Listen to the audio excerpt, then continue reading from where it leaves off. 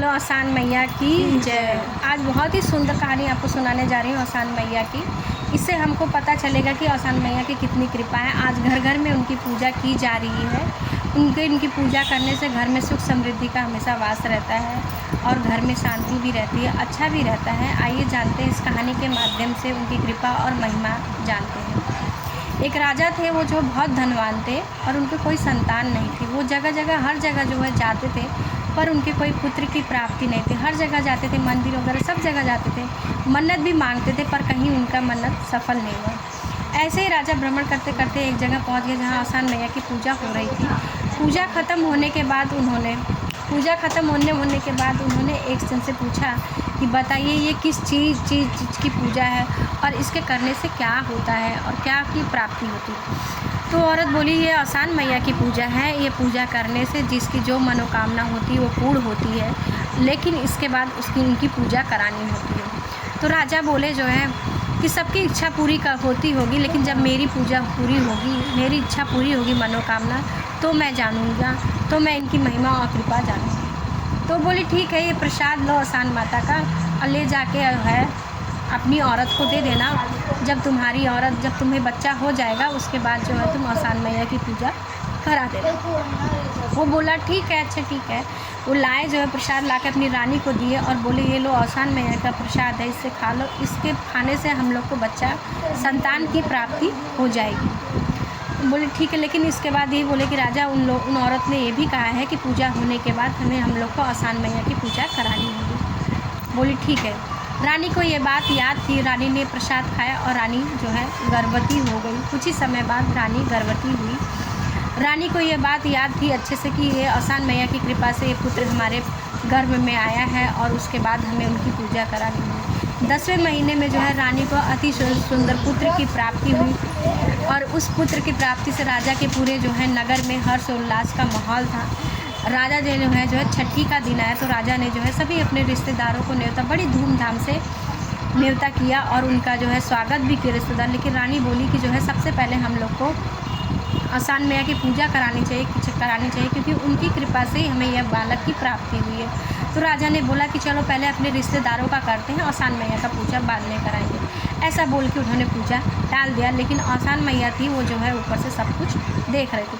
फिर ऐसे से बरही का समय आया। तो बरही का समय आया, फिर रानी ने बोला कि पहले जो है हम लोग आसान मैया की पूजा कराते हैं, फिर बाद में जो है रिश्तेदारों का करेंगे। वो बोले कि नहीं, पहले रिश्तेदारों ने इतना ताना दिए थे, इतना दिन से किए थे कि तो इसलिए मैं पहले जो है चाहता हूँ कि जो है पहले रिश्तेदारों का कर लूँ, फिर आसान मैया की पूजा का बाद में करूँ। जाने दो, अब जो है जब शादी होगी बेटे की तब जो है करूँगी। रानी बोली अच्छा चलो ठीक है।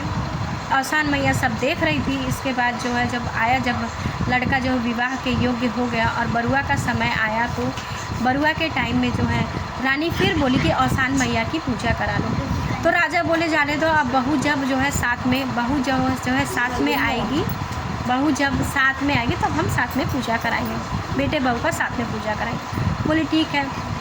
बरुआ के दिन रानी ने ऐसा बोला तो राजा ने ऐसा कर दिया। रानी के मन में बड़ा ही दुख हुआ कि देखो जिस माँ की कृपा से हमें पुत्र की प्राप्ति हुई जो है, वही राजा आज भूल गए हैं और अपने लोगों की स्वागत कर रहे हैं। जो लोग थे जो ताना मारते थे, अपमान करते थे, उन्हीं के स्वागत में राजा झूठ गए हैं और माँ की महिमा कृपा भूल गए हैं। इतने में रानी जो है उदास हुई, लेकिन रानी ने अपने हृदय से माँ को याद किया। इसलिए आसान मैया एक बुढ़िया के रूप में आई, वेश बनाकर, जो फटे पुराने कपड़े थे, एकदम मलिन वस्त्र में, जिसको देख के सब लोग उनके से दूर भागते थे। और वो जो द्वारपाल लोग थे उन सैनिक लोग से बोली कि जो है जाओ तुम राजा से बोलो कि जो है कि एक बुढ़िया आई है, उसको कुछ आपसे चाहिए, आपसे मिलना जो है चाहती है। सैनिक लोग बोले तुम राजा से क्या मिलोगे, राजा तुमसे मिलेंगे नहीं, तुम्हें जो चीज़ चाहिए, कपड़ा, खाना पीना सब यहीं पे है, आप यहीं से लेके अपने घर को चल जाओ। बोली नहीं, वो बुढ़िया जिद करने लगी मुझे राजा से मिलना ही है। तब राजा के पास सैनिक लोग आए, बोले एक बुढ़िया आई है, ऐसे हट कर रही कि मुझे जो है राजा से मिलना है। तो राजा से मिलना है तो राजा ने कहा कि तुम्हें उस बुढ़िया को जो चाहिए दे के हटा दो। तो बोले कि नहीं, हम लोगों ने बहुत प्रयास किया पर वो बुढ़िया मान नहीं रही। तो बोले कि एक काम करो, उस बुढ़िया को उठा के बाहर फेंक दो। जब सैनिक लोग गए जो बुढ़िया को हिलाने लगे तो फेंकने की कोशिश करने लगे, तो बुढ़िया जो है टस से मस हुई ही नहीं। बुढ़िया में मतलब वो तो साक्षात आसान मैया का रूप थी, तो उनको कौन हिला सकता है। जब वो हिला नहीं पाए तो फिर जब थक हार गए फिर राजा के पास आए, बोले हम लोगों ने बहुत प्रयास किया पर वो बुढ़िया टस से मस नहीं हुई। राजा को बड़ा ही क्रोध आया, वो बोला कि जो है तुम लोग एक बुढ़ी औरत को नहीं हटा सकते तो क्या कर सकते हो, मैं तुम लोग को कितने दिन से पाल रहा है, इसी दिन के लिए तुम लोग एक कार्य भी नहीं कर सकते हो। तुम लोग अच्छे एक काम करो, उस बुढ़िया को मेरे पास भेजो, मैं उससे एकांत में मिल लेता हूँ।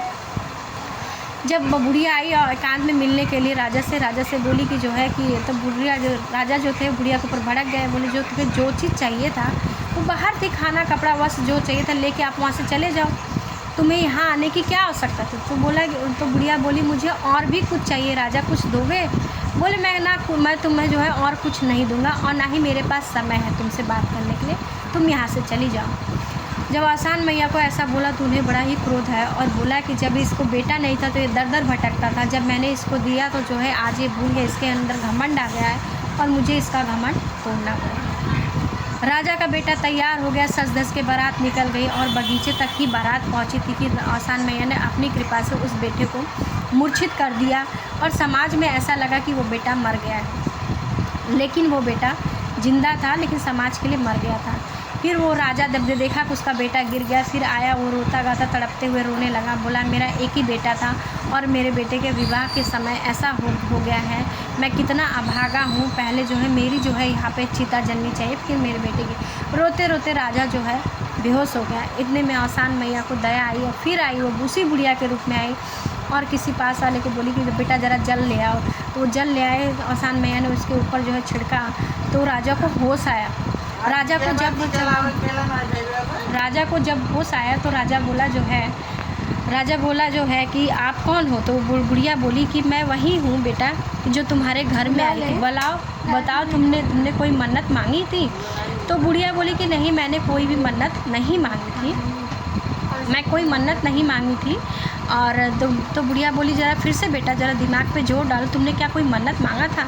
तब वो बोला कि हाँ, मुझे याद आया कि जहाँ पे एक जगह पूजा हो रही थी आसान मैया की, वहाँ से मैं दाना ले आया था, प्रसाद उनका ले आया था और अपनी पत्नी को दिया था, जिसकी वजह से मेरी पत्नी गर्भवती हुई और जिसकी वजह से बच्चा हो। तो बुढ़िया बोली अच्छा बताओ क्या तुमने वो पूजा कराया। तो बोला नहीं, मैंने पूजा नहीं करा था। आसान मैया अपने रूप में आ गए और बोली अपने अगर बच्चे का जीवन जान चाहते हो तो तुम अभी कभी 7 सुहागिन मिलाओ और यहीं पे मेरी पूजा करो, और जब मेरी पूजा करोगे तभी मैं आपके बेटे को प्राणदान दूंगी। तो राजा उठा, 7 सुहागिन बुलाया और जो है जंगल में पूजा किया। जैसे ही आसान मैया का पूजा खत्म हुआ, सब लोगों ने प्रसाद लिया अपने घर में, वैसे ही राजा का बेटा उठ के खड़ा हो गया। सब लोग जय जयकार करने लगे, बोलो आसान मैया की जय। आसान मैया की कृपा से फिर उनका बेटा गया, विवाह करके आया अपनी बहू के साथ, आराम से दोनों जो है सब लोग खुशी खुशी रहने लगे। और तभी से जो है राजा जो है हर समय जो है आसान मैया की पूजा करने लगे। बोलो आसान मैया की जय। जैसे राजा के ऊपर कृपा करना वैसे सबके ऊपर अपनी कृपा दृष्टि बनाए। बोलो आसान मैया की जय।